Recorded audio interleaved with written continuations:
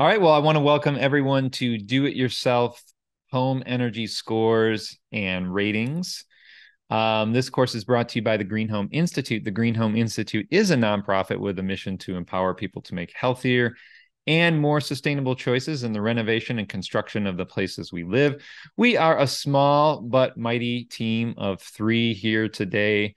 And actually, our program manager, Eliza, is hanging out with us. So, hi, Eliza. She's helping with our certification programs. We have our executive director, Jose Reyna. And today, not only am I the moderator, but I am your speaker. I'm the education manager here. My name is Brett Little, if you don't know me. As always, this course is approved for multiple continuing education units, including our certified green home professional designation under the energy pillar, as well as Passive House US Institute CUs and AIA Health, Welfare, and Safety may make it applicable to your local state-based design contractor or license.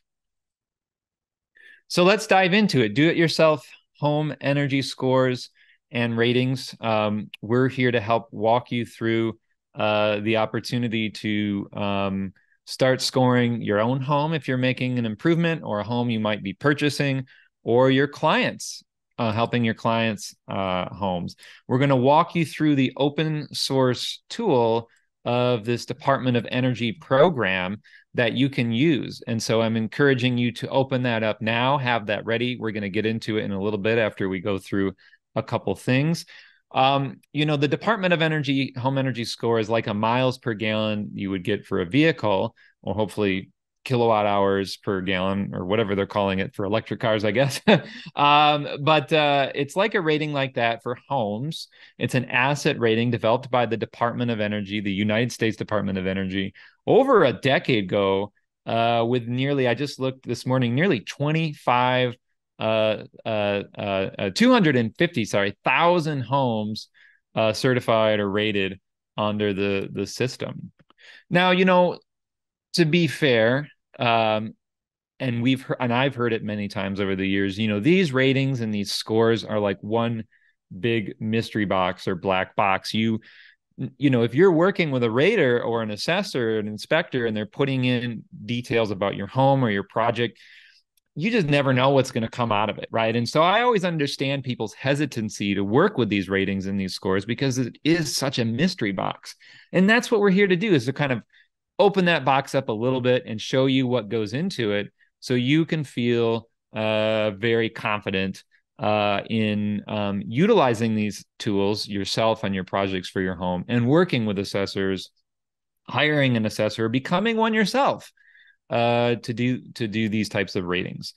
Now, this particular score, the home energy score, which is we're going to be using today, is meant to be a comparison of homes that are sort of comparing to each other as far as energy cost and use goes. So, for example, if you're buying or selling a home, or you're a realtor or remodeler, it helps you communicate the efficiency of the home that you're dealing with versus other homes in the community, in the neighborhood, and maybe, even the state or the country at large. And it, might help someone who's purchasing a home make a better, more informed decision. Now, certainly, I'm not naive. Energy efficiency is not the number one thing that is on people's minds when they're purchasing a home, especially these days. It's affordability, but that plays a big role in it, right? And we talked about it in other sessions, that affordability of a home, the energy costs of a home, that can make or break everything, especially with these high costs when you're making a purchasing decision. So, assuming all things are being equal, this is just another piece of the puzzle. You can look at a homes and see that 1 through 10 label on it, and you and your clients can make more informed decisions. It can also potentially help make homes more attractive when being sold through both transparency. So if the score is low, it tells you, hey, the score is low. Maybe that's a problem. What are the scores of the other homes around me? We don't know. So it's transparent. If the score is high, it's great to communicate that you're going to save a lot of energy with this home, versus purchasing another one. Now, here's why you all are here today. I think it's because we want to get into how the score compares a home currently to itself to its future version of itself, of where we need to get all of the homes in this country, in this planet too. And so it's based on a potential suggested improvements that's communicated very simply through improving the home based on measuring the home where it is on the left there, like the example of this home at a 1, and where it could be a 7. And it looks at not only the score, which again, very simple to communicate to somebody in a hurry, but peels that score back in the report that's generated from the tool we'll go through today.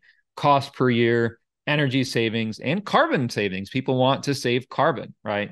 So if that's important to them, that's in there. So here's an example of an owner that came to us. They wanted heat pumps, right? In there, that's all they wanted. And so we said, you should get an assessment. You should do an evaluation of your home before you get a heat pump, just to be safe. And lo and behold, we found they really needed a lot of work first. And so let's take a look at what came out in their assessment here. In the same report, you can see on the left side the existing details of the home, and on the right side, again, that 7, where the home could be in the future if improvements were made to it. And this is the type of scoring and evaluation you can do for your home or your projects today. You can compare your existing home or client's home to a future upgrade. The score also automatically makes recommendations based on a 10-year payback. And so as you go through the evaluation tool, you'll see at the end, you'll get this 10-year payback sent to you as well. Now, in the case of an owner who wants to add heat pumps, like in the case of this example, you can see our assessor who went in and evaluated the home recorded some other significant improvements, again, from the left to the right, suggesting that they air seal and insulate as well before they just throw in heat pump systems, which could, cause other types of issues. And so they recommended the insulation package on the right side and some other issues. One thing I want to be very clear with you all is that what you're doing here through this do-it-yourself tool does not give you a certified home. It's not a certified rating in any way. You shouldn't be marketing it as such. That could come with legal ramifications. This is just a do-it-yourself opportunity to see how you might score and feel more confident in using the system, improving your projects, and hopefully hiring an assessor. The other thing to note is that currently the score is not appropriate for multifamily housing. We have used it for small 4-unit kind of projects, and it can definitely be used for attached and row housing, you'll see, in townhomes, but just not stacked. It doesn't have that ability to kind of appropriately rate that upper unit or the sort of energy that will be transmitted between the two units, which has benefits, right? So if you were to evaluate a multifamily, just know that the multifamily will probably be more energy efficient than your rating, only because multifamily inherently is more energy efficient than single family, because it is sharing conditioned spaces. However, you should know that the DOE is close to developing a multifamily tool very similar to this one. It'll just be a version of the home energy score.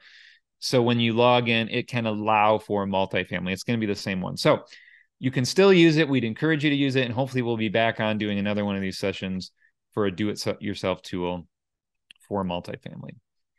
Also important is you can use this tool for new construction. In fact, you're starting with a blank slate. So you get to make up whatever you want, right? Or if you're working with an architect, you can review their plans, run it through the tool, and come out with a score, and then use it to make plan adjustments and improvements, just like you might do with an ERI, Energy Rating Index, HERS rater. And so that's, pretty neat. So consider that as we're going through this. Consider it for your new construction projects. However, you should note that this tool does not yield compliance with any code that I know of. It doesn't tell you you're in compliance with any of the international energy codes or state codes or local codes. And it should not be used to do that unless you can get your local code officials to adopt that. That would be pretty interesting. But currently, I should be clear that it's not going to be your code compliance pathway. Even the certified version of it is not a code compliance pathway. One reason we want to show you this tool is that because we think it'll play a very large role in delivering some of the Homes Inflation Reduction Act funds that can help you and your clients obtain these rebates. Now, under the 25 Home C, you can get an audit with a certified assessor and get that refunded up to $150 potentially. Under the Homes and HERE rebates, the score will likely be used to garner up to $8,000 per home if the home can show an energy savings somewhere around 20%, I believe, pre and post, before after, which is exactly what this score does. And so the score, the Homes Act also might be looking at highly suggesting states adopt a score audit be completed before any money gets handed out, such as the $22,000 of prescriptive upgrades that can be done to the home. States may require that, and so this score can be used for that. So by understanding your home and your projects that you're building, the Home Energy Score Do-It-Yourself tool can give you a sense of what upgrades are needed and help inform you for the Inflation Reduction Act and maybe even approve you to get those funds. And as a reminder, always consult your tax advisor before making any financial decisions on whether you or your clients can get that funding. Also, nationally speaking, and this has been around for a long time, these scores are getting embedded into mortgage processes. So we just had a session about lower cost mortgages that are energy efficient. Previously, we have that on our YouTube channel recorded. We have this home style, Fannie Mae's home style. So again, more and more lenders are looking at these energy ratings and saying, hey, we know you're going to have less of a risk of default if you have a more energy efficient home. So if you can make this an improvement, we can help you maybe borrow the funds needed to make the improvement, which is something I did for my own home to get my home up to a home energy score of 10. Now, there's also local programming all across the country that uses this score to help bring in additional financing and dollars. Here's just one example in Michigan called the My Hope program. People at least currently have until October 31st to apply. People income qualified can get up to $25,000 for energy efficiency work, and the home energy score needs to be done before they can start that work and then done after as one of the tools that can be used. So there's all sorts of examples like this around the country where the score is being used to derive that value. Also, you should know that these ratings are being leveraged all across the country as mandatory compliance. So Portland, Oregon is the best example, the most well-known example. Since 2018, they have required home energy scores be completed on all homes that are getting sold. And so you can see here, there's this list. It hasn't been updated for a year now, but I'm encouraging Neseo to update it. I know they're at a big event right now as of this webinar. But also recently in Ann Arbor, Michigan, they just passed a home energy disclosure law requiring this. So I have a link to that, which isn't on here. And so again, these ratings are coming. So if you're a realtor doing this kind of work, here's your chance now to get ahead. Use this tool to kind of get a better understanding of how it's working, so you're not caught off guard. No matter where you're at, these things are coming all across the country. States and cities are adopting them. If you're a homeowner looking to sell your home, this is a great opportunity, again, to evaluate it yourself, see how it scores. And, just like when you go to sell a home, you want to touch things up, right? You might touch up the paint or touch up some busted drywall or fix a door. I think the same will go for energy. Eventually, if you are going to sell a home and you have a really bad score, you're going to want to get that score up a little bit higher to make you competitive, especially in the future as things start to calm down. So this is a great way to sort of do that yourself before hiring a professional, give you some ideas to do that, and then hopefully get that assessor in to assist you. If you're working with us and our program manager here, Eliza especially, who will be helping you out to get a GreenStar Homes certification on your house, you should also know that having a home energy score of 5 is what initially gets you into the door. So you can use this do-it-yourself approach to figure out kind of getting close where your score of your home might be at, and then how you can improve it to receive that GreenStar Homes certification and get higher levels of certification on existing homes up to platinum, getting higher scores up to 10. So it gives you that sense. Again, you can figure that out for yourself and then determine if you want to hire an assessor. The other cool thing, if you want to get your home scored, it is going to get listed on the US Green Building Registry. And so again, by doing this do-it-yourself approach, helps you figure out if there's interest there to do that. You can see if we hone in on Grand Rapids, where I'm from, and other cities across the country, all over the place on this US Green Building Registry, and sort by home energy scores, you can see scores are popping up all over the country. So again, people have this information, even if it's mandatory or not, it's out there. People are seeing what their neighbors' scores are. And so you can hone in on a particular house and look at it and see what its score is, what its energy costs are, download the report, and download the green appraisal addendum just to see, again, the score within the addendum and getting it associated with the appraisers. And so you can click on any of those all across the country, to get more information. All right, now before we get into the tool, real quick, you may hear me be a little repetitive on this throughout the session, but I want to make it clear that we're going through a do-it-yourself tool, not certified tool. And so what we hope is, once you feel very confident in using it, we hope, one of two things could occur depending on what your background is, that you might take the next step to become an assessor and go out and do evaluation. So this is our main assessor here, David Meter, who would be helping ideally mentor you. He's out there in the field doing hundreds and hundreds of these homes, has a lot of knowledge, and so we appreciate his work.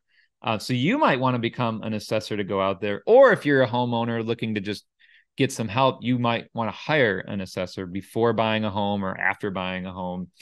And so we provide the resources to do that, to either get that training done or to become an assessor yourself. Now, whether you are an energy professional, an architect, designer, HVAC builder, remodeler, or realtor, by becoming an assessor and evaluating your own homes, you get access to the DOE's portal, which is much more robust than this do-it-yourself one, and can save scores and update scores and compare other opportunities in the scores to each other. So it's just a much more robust tool. So we have more information on that if you want to consider it. And again, if you're an individual who wants to find an assessor and get a full-fledged evaluation after you've kind of done it yourself and saw that you want to do it, there's links to that on the DOE's website. Now, the other important thing to know is that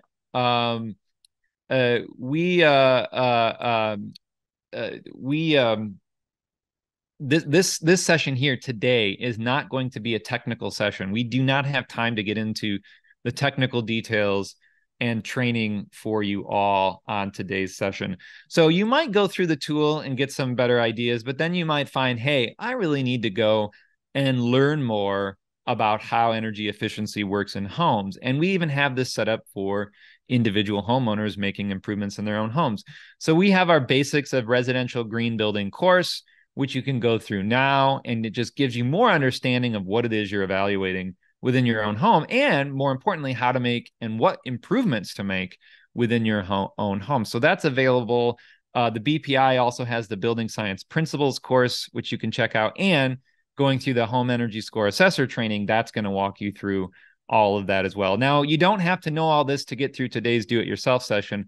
I'm just saying eventually you might just want to be clear with you. We don't have time to get into all the technical details today. Very short time. We're just getting into the tool, but you might want to go back and get that technical information and training as well as you're going through this.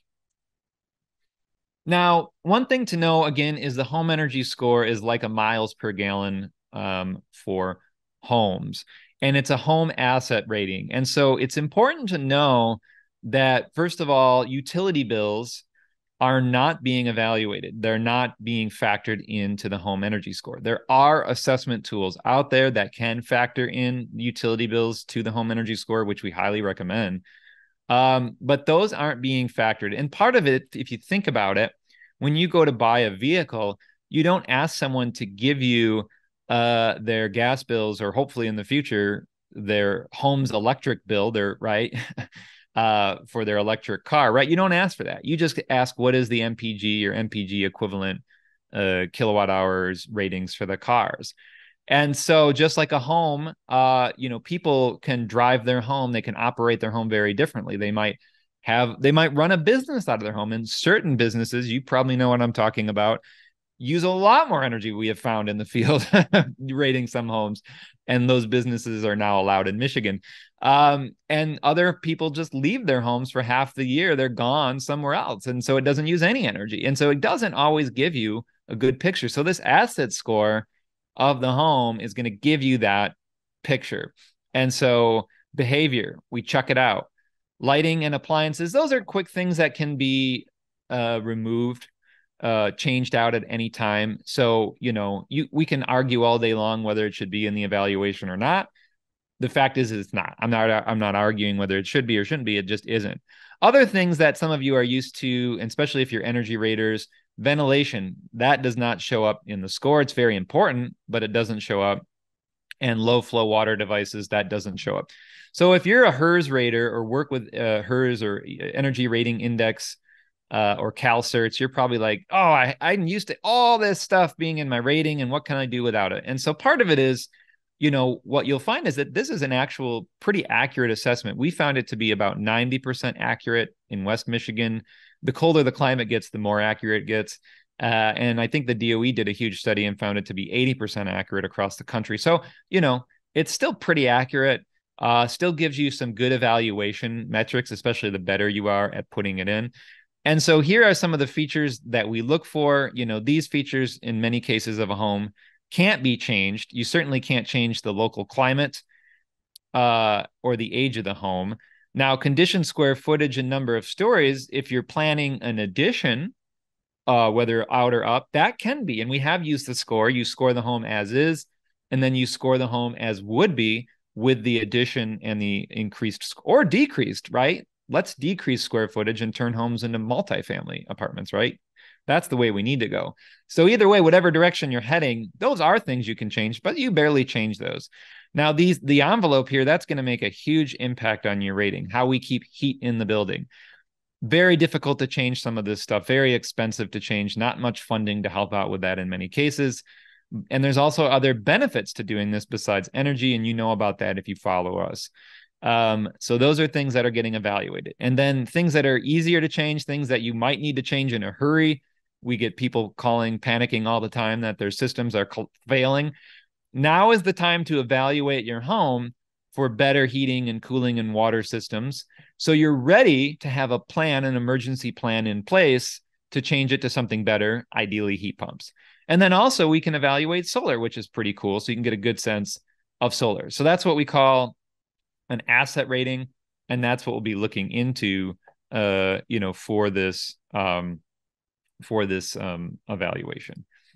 Now, part of what I'm going to be bringing up today is, a good, better, best approach to evaluating your home or your properties or your projects or your clients' projects. A good approach would just be going through the tool and kind of putting in some information based on, what you see or notice. And that's good. A better approach would go in and actually do some investigative work using what I have up here, some of these different tools that are available to help you really identify and really get better accuracy into the rating. You've probably heard the term garbage in, garbage out. So the more accurate you can get with the rating by using some of these different tools, also some of these tools are just for your own safety, to be honest with you,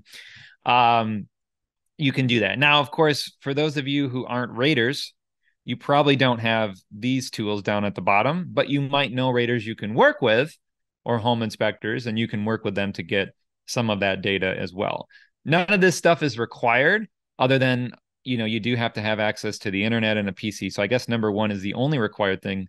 The rest of this stuff just might be something you need to evaluate your home, your client's home, and to do it in a way that keeps you safe and healthy, because we don't want you to be put into an unsafe situation as well.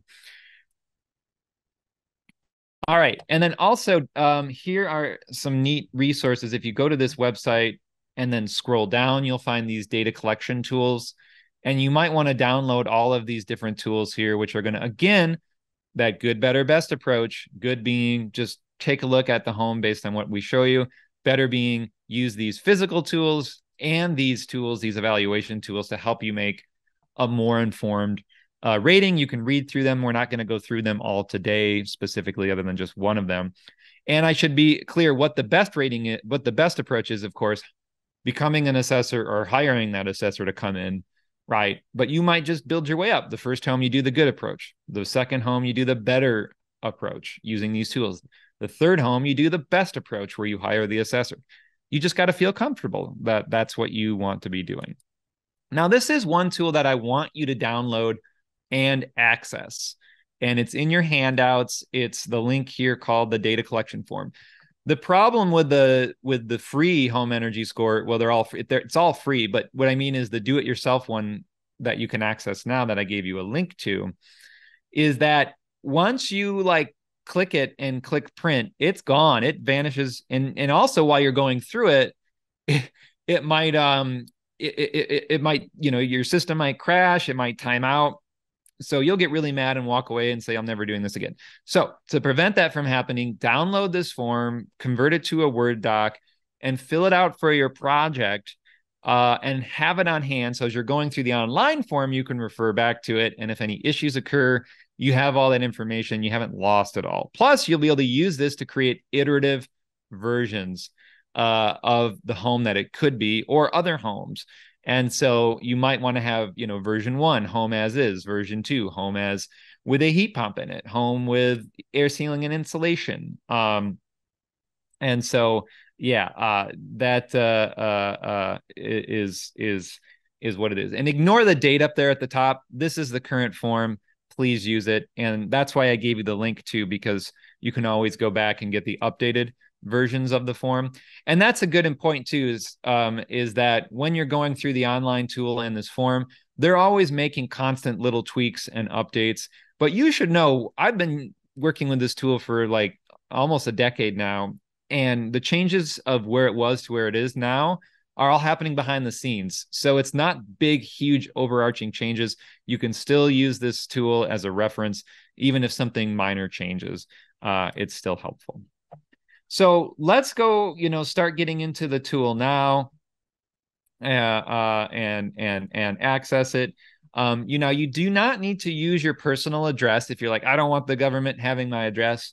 Well, I'm sorry to tell you, they have it. But anyway, I understand you don't want to put your address into another government database. Totally get it. So just go ahead and use a local building that's still in nearby your local city, whatever it might be. That's way we can use the correct weather station, which gives you your score. The scores are based on the local airport weather station data. If you're in another country, you need to line your climate zone up with the climate zone here in this country, and find that, and then just pick an address in the United States. So just do something like 123 Main Street, insert the city you're in. I'm personally using the Green Home Institute post office address for this demonstration. Now, as you're getting into the tool, it kind of asks you to sort of drag it out, and then it's like, do you want to use the address we suggested or the one you entered? And so whatever, again, if you're really focused on your own home, you should probably use the one they suggest, but make sure it's in the right spot. There's also this button, this thing that says, I'm affirming that this is the accurate location. I don't know why that's there, but you have to click it to proceed. I don't see any big issue with it, so just go ahead and click it. Again, this is not giving you any formal score. This isn't getting saved into any databases anywhere, so it just disappears. So you're going to have to click that to advance. Now, the other thing to note is before we get into it, I want to kind of quickly go through a real high level of all the things you're going to see. I'm just going to kind of go through it really fast, and then we're going to slow down and go into some tips and tricks on each of one. So these are a list. As you get in, you will see all the systems, and then you can open them and kind of close them. And sometimes as you're going through the system, you have to bounce around between different sections to kind of get a sense of, what's going on in your project or what's going on, in your home. So let's move on to, just taking a high level overview of these sections. So first of all, you're getting in and you're just getting a good sense of the details of the home, the assessment date, any kind of comments you want to put on there. Like, this is a good place to put comments for, this assessment is just a test of the existing home. This is assessment to see what an air source heat pump or air source heat pump water heater will do to the carbon emissions of the home. You need the year and the bedrooms and the stories, condition, square footage, direction of the home, and blower door information, which we will get into. And then roof, attic, foundation. Again, what is the information of the ceiling? What is the roof assembly construction, and even the details of the shingles? And then, is there a second roof? So you can add a second roof if you've got a unique variation or a separate roof systems. Like, some homes have one pitched roof and one flat roof. And then the foundation of the home, what's going on in the foundation? And is there a second type of foundation? Sometimes we see, like in the case of my home, I've got this sort of walkout basement, but then there's this kind of little crawl space area. So I've got two different foundations. And then the wall systems, this is where we kind of get into that multifamily. Is it a townhome or a duplex? And then which home are you? So you're not rating the whole property, but you're only rating one part of the townhome. And is the wall construction the same on all sides? What's going on in the wall construction? If it's not the same, what are the differences on all four of those sides? Skylights, are there skylights? Yes or no? What are the details? Windows. Window area square footage is very important. We've had to break a lot of hearts with the score. People get really bad scores, and then we go to look at their window to wall ratio, and they have tons and tons of glazing with really poor insulated windows in these older homes. And people get really upset because they get really bad scores. But, I'm sorry, the score is based on science. It's based on heat transfer.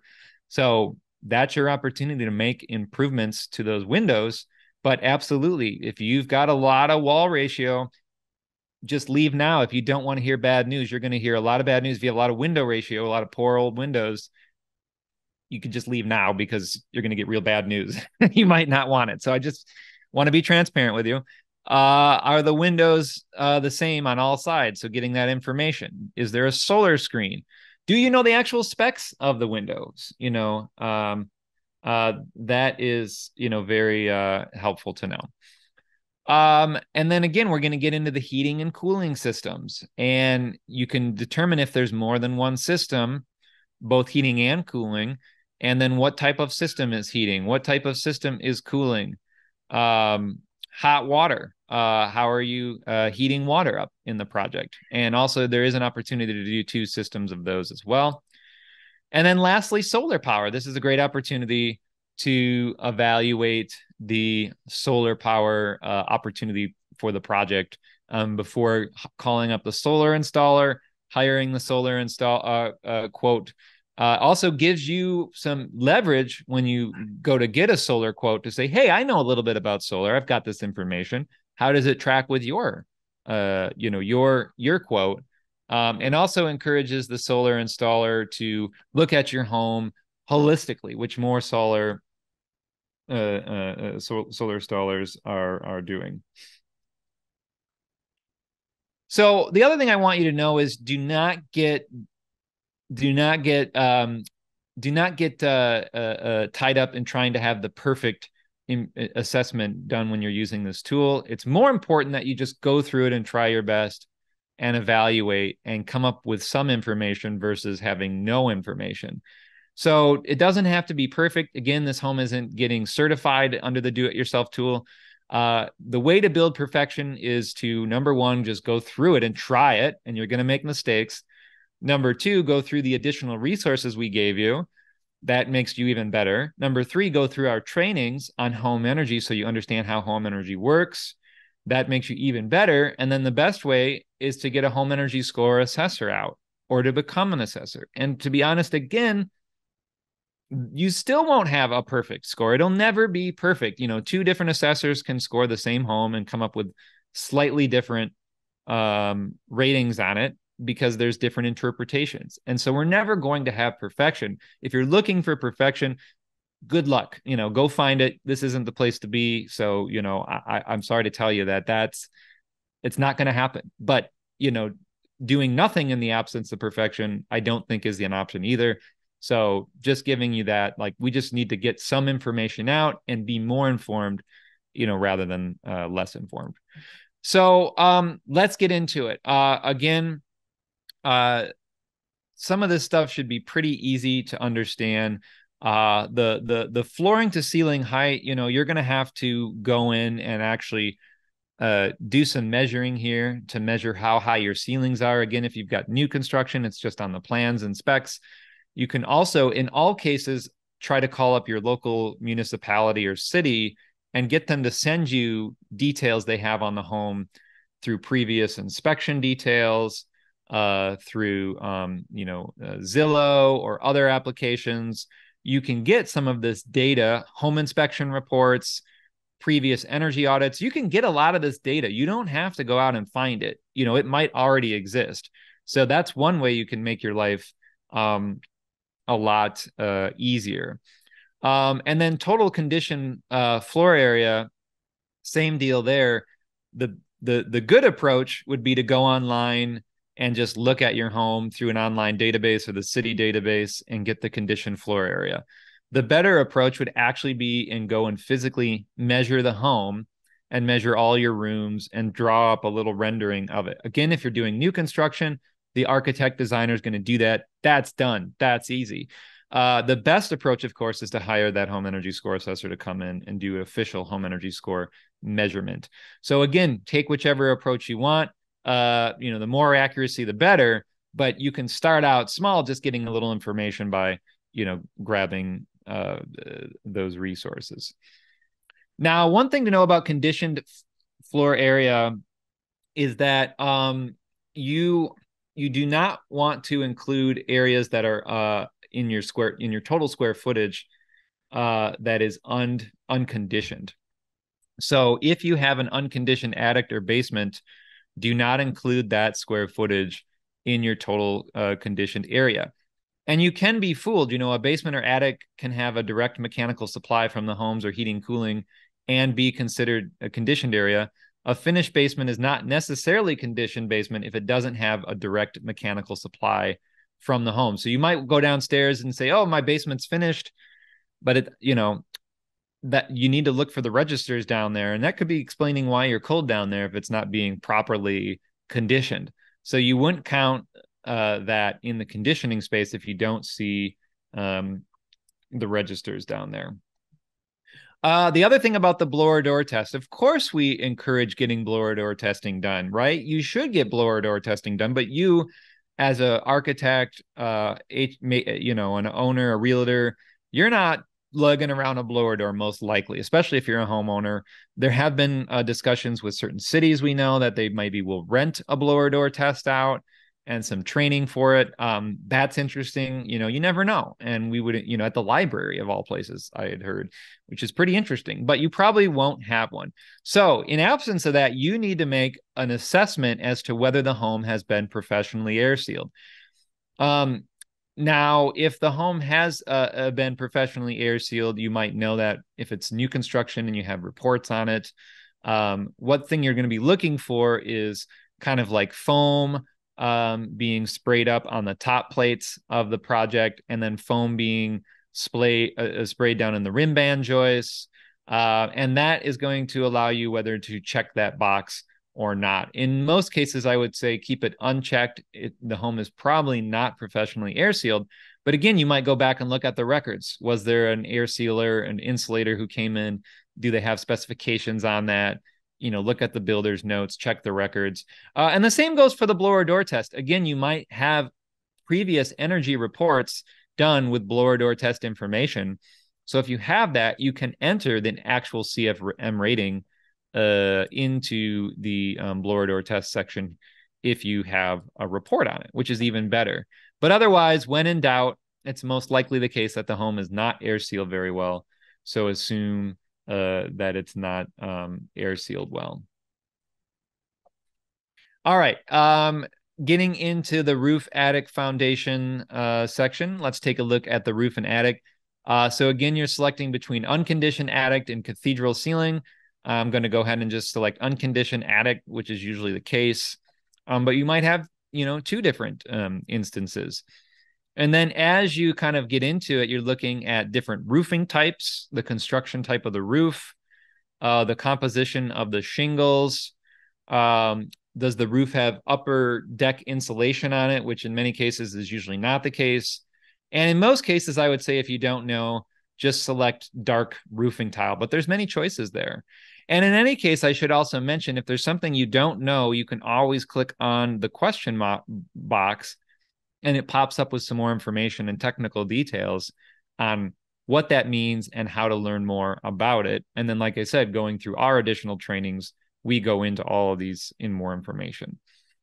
And then you need to know the attic floor area, which in many cases is the same area as the level down. So if you have a 2,000 square foot home, maybe 1,000 in the basement, 1,000 on the first floor, and then an attic, then you just if that attic would just follow the square footage, the floor area square footage of the first floor, if the attic is the same. And if you don't know, you can just use that as a proxy, as a placeholder. So it's probably like, if it's a 2,000 square foot home, it's probably 1,000 square foot basement, 1,000 square foot on the first floor, and then it'd be the same thing with the attic. And then is the insulation on the attic floor there, which is in most cases where the insulation is. Now, this is where you got to be careful because you're going to pop your head up in the attic.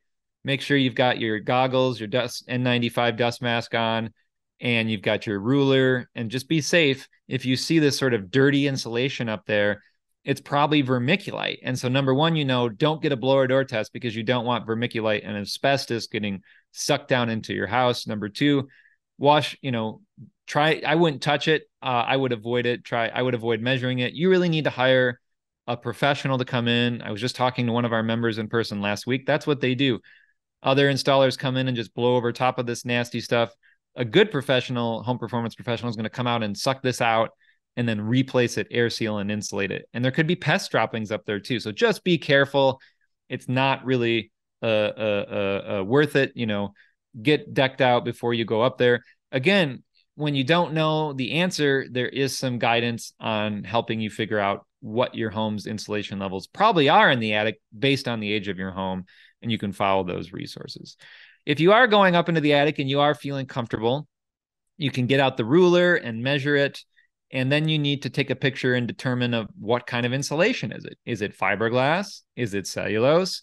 Is it spray foam? What's going on underneath it? Is it air sealed? And so that, again, is going to tell you what the R value is. And so the tool provides some help texts. So here is a floor area calculator here, which they're going to help you, again, calculate the area of the attic just a little bit better, a little bit more closely. But then also there's another calculator here for the insulation, which kind of helps you figure out, hey, what is the insulation? What form is it in? And then it helps you kind of rate the quality. And again, you need to have training and understanding of what the quality is, but it does try to give you some more information on that. Is it fair, better, good? That's going to reduce the effective R value of your insulation. And so again, you're trying to be accurate. You're trying to be honest. If you don't know, always good to sort of aim a little bit lower just to be safe. And then you're going to put in what you measured in insulation, and then it's going to sort of calculate this effective R value. And then you can go back and drop that into the tool and make sure to round down because the tool has selections of R value of, of levels. You don't just put the number in yourself. And so always make sure to round down, not up, or that's going to give you an inaccurate answer. Now looking at foundation, you're going to put in the foundation area. Again, that's probably matching the floor above it. And then also unconditioned, looking at your basement type. It's usually most cases conditioned or unconditioned basement, but there's some other choices. What is the R value? And I got that covered up here, but that's asking what is the R value of the of the floor, which in most cases the R value of the floor is going to be 0. Again, and so there's more information you can put in here, the foundation area. And then, so it gives you the insulation above the crawl space, again, usually 0. And then the walls. And so again, usually that's 0 as well. Sometimes the insulation is on the exterior of the walls, especially if you have a newer home. So that's where you need to get those details. If you're building a new home, again, this is the perfect time for you to figure out your best, most cost-effective strategy. It is also sad that the rim band joist is missing from the DOE home energy score. They may add it in. We hope they do, because really, when you're evaluating the walls, R value, you're looking at the whole wall. But the rim band joist, of course, makes a much bigger impact as far as air sealing and insulation on comfort and energy efficiency. So that's that top part here. Unfortunately, that is not called out separately in the tool. So if your band joist is insulated, but the rest of your wall is not, you have 0. And so that's just a sad thing. And we're hoping they fix it, and, maybe they will. All right, now getting into the walls of the house. So again, you're selecting whether it's a townhome or a duplex. Are the walls the same on all sides? Yes or no? And then that will bring out further information about the walls. So in this case, I've kind of said, no, it's not a duplex. Yes, the walls are the same on all sides. That's usually the case, just to keep it easier. So again, what you're looking at is, what is the framing system of the wall? What is the construction type? Most likely wood. What is the exterior finish? Most likely vinyl. And what is the insulation level? And that will bring up a lot of questions and conversations here. You can use a thermal imaging camera as long as the temperature differential between inside and outside are different. You can use what Energy Vanguard here suggests, and I gave you a link. You can shut down the power to be safe, and then pull off a plate switch and put in a little a drain uncleaner and pull the insulation out just to see what the heck the insulation is.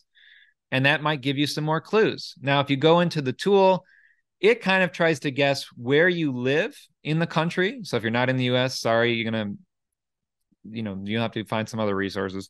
And then it tries to give you a sense of when the home was built based on its energy code, and whether, if it's 2x4, which is most likely the case, or 2x6, and then what the effective R value is. So it's trying to help you find some clues there, so you don't have to do a lot of investigative work.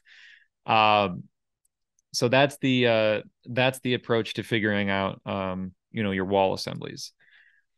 Now, getting into your window energy efficiency, again, skylights will bring up a list of questions about the efficiency of the skylights, how many there are, their square footage. In most cases, it's no. For the windows here, you really need to figure out not only how much square footage of windows there are, but where they're at on the home in totality, because that might have an impact on the direction of the home is facing and how the sun is coming in or not coming in and impacting the home. So it does have a passive solar opportunity to it. And again, are the windows all the same? So if there are different windows, you get better information by putting in different information for those windows. I put no in this case. We're assuming that the windows, I wanted to show you the information here. Are there solar screens on the windows? You can put that information in. And then, do you have the actual specs on the windows, which is always very helpful. Now, going in and measuring, again, good, better, best approach. What is a good approach? Well, a good approach is assume, according to the DOE, the Res Stock program has found that the average window to wall ratio is 12% of the wall ratio are windows in the average home in the United States. So what is the average wall ratio? Well, you can figure that out by getting a formula. Let's say you have a 2,000 square foot home. Stories don't matter. What is the average ceiling height? It's usually 8. So 2,000 times 8, 16,000 is the square feet. Now multiply that by the average window ratio. Again, you're just trying to go fast here. Again, you're getting 2,000 square feet of window ratio, and then divide that by 4 to distribute it to all the sides. And then again, if you're going really fast or you want to make some guesses, you could just assume the same ratio. So again, good, better, best approach. This is good. It's okay. It gets you by just to get you into the tool, but it could be inaccurate. So a more accurate approach would be, distributing these windows appropriately based on percentages. A better approach would be actually going in and measuring all your windows and figuring out where they are on each side, or hiring that assessor to do that work for you. So the better information the better information that comes out, but you might just want to kind of get a starting point, by using some of this formulas here. All right. And then window types. No on the solar screens, not usually. Do you have the actual specs? Probably not. So what is it? Single pane, double pane, triple pane, most likely double pane now these days, maybe single in older homes. Wood or vinyl? Probably vinyl, right? And then probably clear glazing, but you can look at all these different glazing types. And so again, if you can get the specifications, if it's a new construction home, you're starting off with a blank slate. Or if you're auditing a new home, usually those labels are still on the windows, so you can see it. Sometimes you can go and look at the top of a window and still see, somewhere around the window, still see the label, and then go back and find what the U value and solar heat gain coefficients were, and that will help you out. You can also take a look at the number of panes. Look very closely, and you can see how many different panes are in the window to help, know if it's single, double, or triple. If you have storm windows, either on the inside or the outside, that would actually add an additional pane to the window. So a single pane window with a storm would really be a double pane window. And then looking at glazing, again, you really need to have a lot of education on how to find all of this types of information. You might need some specifications on the window itself. This is why hiring a professional is very helpful. So again, you might need to find just some details on the window, or Google, how to identify some of these different types of windows. And then also a tinted window, is going to just look, kind of darken everything a little bit outside. So maybe look at the window, then pop the window open. Is it tinted? Is it not? That could make an impact as well. Same with the low E coatings on the windows. Does it have low E coating on it to block solar or not? There are some tools out there that can do that. Again, you're probably not going to have one on your own. So you either have to have more information, or always just assume the worst, no low E coating, and probably either a clear window, just to be safe. All right, so heating and cooling systems, obviously very important to make improvements. And again, as I said at the beginning, if you've got a very old system, when do systems fail, right?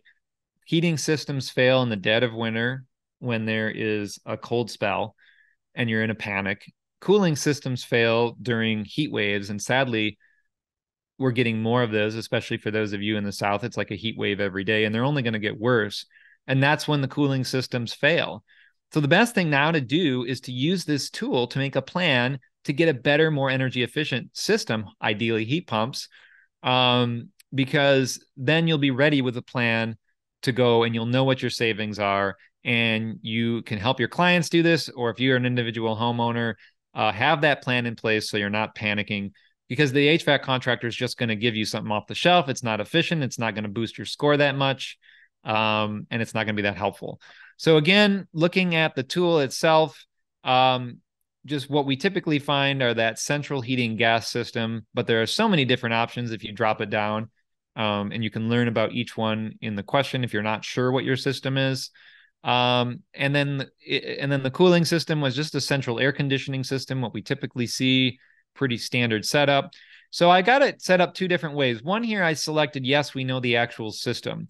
And so here you can go in and get some help text to determine the efficiency anywhere from 60% indicated as a decimal point up to perhaps a 99% efficient heating system. Those are kind of rare. Or if it's a heat pump, you'll see the HSPF rating. And then it gives you some more information on where to go, buildingcentral.org, to find out the age of your system if you can't figure it out. And then also, again, it gives you some more information based on that age and whether it's certified Energy Star.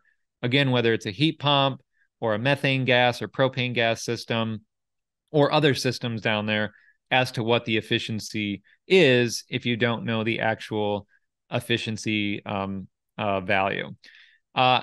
The other thing you can do is, if you're in a hurry, again, that good, better, best approach, this is sort of the good approach, just click no. And if, as long as you know the year, you can just drop in the year that your system was installed, and then the tool makes an informed, educated guess on what the energy efficiency of the system, probably could be.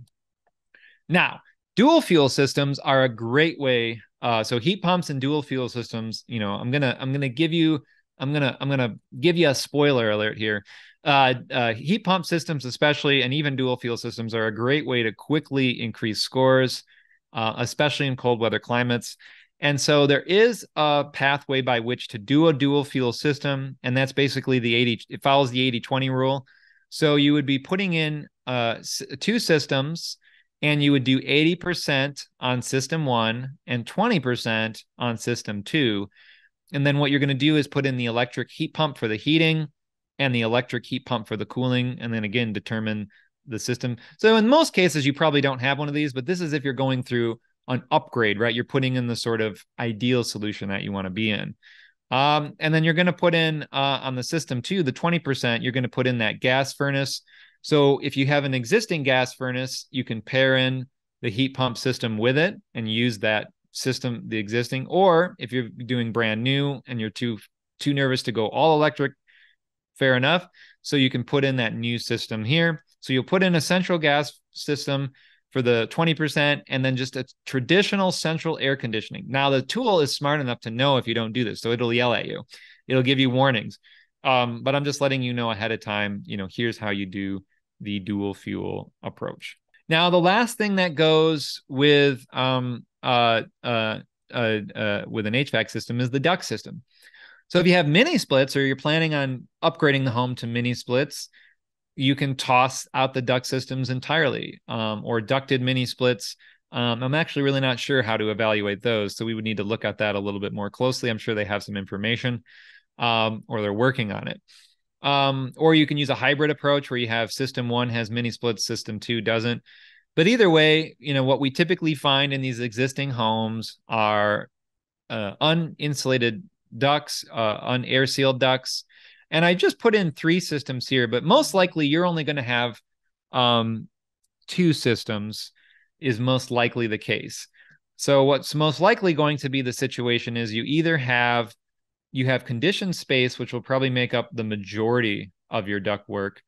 And then you probably either have, maybe down south, you have an unconditioned attic with ductwork in it, is most likely the case. Maybe even in the north too, sadly.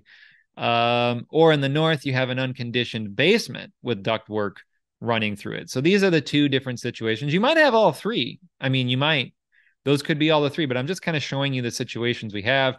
So then you need to kind of quickly determine what percentage of the ductwork. If your home is a single level, it's going to be an 80-20% split. If it's a triple level, then, there's going to be, it'd be a 50-50 split, probably on a single level home, and probably a 80-20 split or so, or a 7-30 split on a double level home. So that's, just something you're trying to figure out. And one thing to know is that if you're going and looking at the ductwork, you might see some of it, masticed and air sealed, and that's great. Unfortunately, you don't get to count that, because it's most likely in an older home, the ductwork behind the walls are not sealed, which is probably why your 2nd story floor is very uncomfortable. So you don't get to count that. And I asked DOE why we can't, and they haven't answered yet. But so, if you're just looking at that first floor in an older home, or that upper level unconditioned attic, or attic that your ducts are running through, and you see it sealed, great.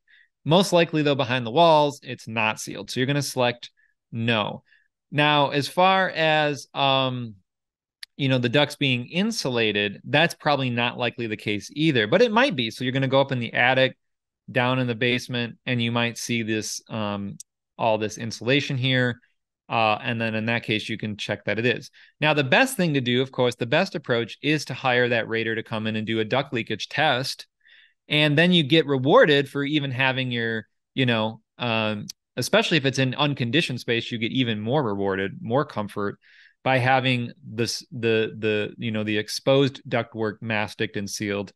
You get an energy rating, a leakage rating, and it's going to show the numbers then versus if they weren't sealed. And so that's the only way to get rewarded for doing the right thing. Unfortunately, if you just seal your ductwork in your basement or your attic, but you're not behind the walls, then you have to click no. And, unless you do the test, you don't get it. Now, there are technologies out there that can air seal all the ductwork. And so you can use a technology like that. And then they perform the leakage test at the same time. So you can do that and consider that during your, property improvement and your project upgrade. All right. Hot water. So water heating, again, most likely you're going to find probably a natural gas tank, storage water heater. And so when you're looking, it's important to take a look. Is the tank sealed combustion or naturally drafted, like in this photo here? And we have more educational videos on that. And that will help you determine the efficiency to some extent. These are always going to be less energy efficient. And I just kind of pulled this out of here. Sort of your standard storage tank is 0.55. Energy Star tanks, which are sealed, all have to be sealed combustion, is 0.67. And a gas tankless on-demand water heater is 0.9. And so, again, you can try to figure that all out, and you can say the EF rating on it, or you can just throw in the year that it was installed. Again, good, better, best approach. The good approach is just chuck in the year. The better approach is do this investigation. Maybe look and see if you have, you can look and see if there's a label on it and what the efficiency rating is on that label. Also, UEF is used if you have a heat pump water heater. That will give you the UEF rating as well. And heat pump water heaters, again, spoiler alert, are another great way to quickly get your score up and decarbonize the home, get your energy rating up. By switching over to heat pump water heaters, it's going to make a huge impact. So you can run the numbers and see that. But that's going to be one fast way to get the rating up in a majority of all homes by doing that. And last and least, I will say, they have solar, right? And you always want to do solar last, right? You want to fix the issues in your house, air seal, insulate, fix water issues, fix ventilation issues, fix the mechanical systems, get new ones that are safe, get new ones that are hopefully all electric, and now you're good to go with solar. But, hey, you do whatever you want. You do you. So if you want to evaluate a solar system, this is a great tool to do that in the context of your own home. If you want to get a proposed system, or if you find a home that has solar, hey, how the heck is this solar operating within the context of the home? So you'll probably want to, now solar systems are usually new. So you should be able to find the installer who should share this with you. Or maybe you can, go to your code official and get this information, because this was probably submitted to the code official. It's probably on record at the city. And you can get the date that it was installed and the system size. And hopefully the directions that the panel faced. You'll know that by looking at the house and looking at what direction the panels are faced. And then the tilt, that might be a little bit of a harder one to get, but hopefully the solar installer put that information in to, what the tilt is. So you can make that evaluation. You can evaluate the existing solar on site, or you can evaluate a brand new system and kind of tweak it to see how much solar you need to offset all your usage. And you can use this tool to hit net zero. And we've had people use this tool to model their home to get down to zero energy, which is another great option to do that. So you're doing all the other efficiency upgrades and then figuring out how much solar, and then it will show you not only having a home energy score of 10, but beyond the 10, right? The actual energy use, as we look at the energy use in the home, could be 0 by having the solar power put on the home. So when you go to click save, it should spit out a report like this, and you want to save that report and download it. Click print. Again, it doesn't save your work. It disappears into the cloud. So make sure you have this documented and you keep it on hand. You'll never find it again otherwise. And you'll notice, and this, I showed you this example before, your score as is, as the tool is recommending, estimated cost based on locality, estimated energy use, savings and cost, savings and carbon. And there might even be some more carbon details and some more carbon savings. Now, if you scroll to the bottom of the report, it uses artificial intelligence to make a recommendation of what you should fix immediately.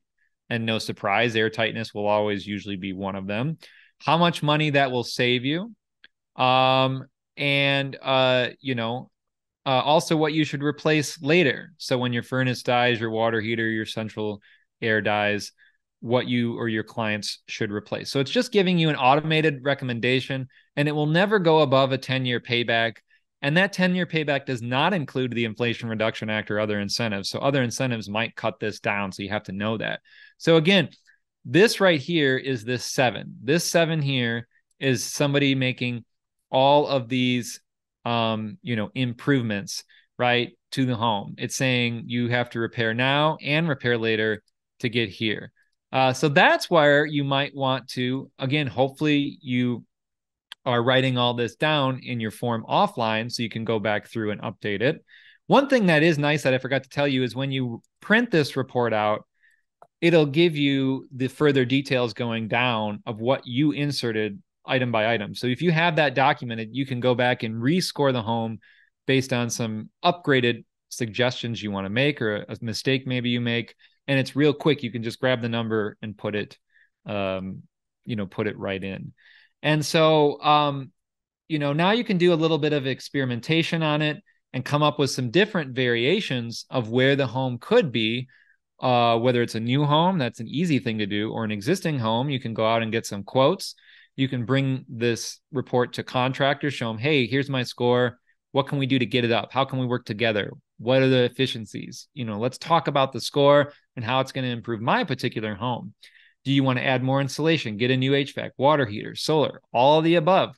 What is it that you want to do? Again, when you're not a certified assessor and not working with one, you're going to have to kind of keep all these documents saved on your own. The Department of Energy won't save it. But if you become an assessor, become certified, or work with one, it'll save all this information in the cloud, and you won't have to keep reduplicating all these details, and you can quickly make informed decisions on the improvement side. So again, one thing to know is when you go back and change features of the home based on how you want the home to be. So if you're doing a new construction, here's your current set of plans, here's your new set of plans, or if you have an existing home, here's where your current home was. It used to be a 1, but then you went in and maybe you threw in some air sealing upgrades, you threw in a heat pump, and now you're a 4. So this, if you go back and rescore the home based on where you want it to be, what it's going to show you is the 4 is, you have to keep in mind, this is where you wanted the home to be. But then the artificial intelligence will always kick back in and still give you further recommendations. So just remember the score on the right are further suggestions that the system is giving you based on where the score could be, even beyond, what you had suggested. So that's it. That really is the end of it. I'm going to stick around. I know we're over our time here, but I'm going to stick around for further questions and conversations. I'm here today for a little while to do that. So I want to offer that to you and just have a little bit of conversation, and then know that we're putting together some programs for our members to kind of help members guide you through your projects and your homes using this tool. We have our certified assessors and raters, and Department of Energy has their certified assessors and raters out there.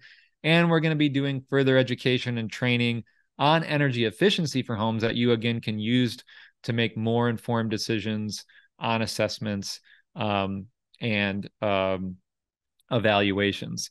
So let's take a look and, see what kind of questions there were and get into some of those, before we wrap up. So again, we are wrapping up our session here today. If you have any further questions, it's always great to post them into the comments section or the chat section. And I will personally try to answer those questions as time goes on, wherever you're posting them or sending me emails. I love to continue to engage. Our other speakers like to do it on our other sessions. So post it in. We'll try to get it answered no matter what. And just as a reminder, we want to say a huge thanks to our board of directors, our volunteers, our executive director, Jose Reyna, and our nearly 300 members who support our work and allow us to do these things, and our top tier sponsors, especially our platinum sponsors, Mitsubishi and Rheem. They have air source heat pumps for heating the air and the water, which are also going to help you immediately achieve higher home energy scores on your projects by using this type of technology. So make sure to check them out, and a big thanks to them. So we're going to go ahead and wrap this session up now, but I want to thank you all for your time. Check out all of our great sessions. Go back and learn about home energy conservation efficiency with all of our sessions and our energy efficiency playlists that we have through our energy pillar. So you can learn the details on how to make more informed and improved energy efficiency upgrades using this tool to guide you for you and your clients on your personal home or on all the new and existing projects that you do. So again, big thanks to you all. Take care. Be well. We'll see you next time. Thank you so much. Be sure to check out all of our courses available online that you can watch anytime and anywhere to pick up your CEUs.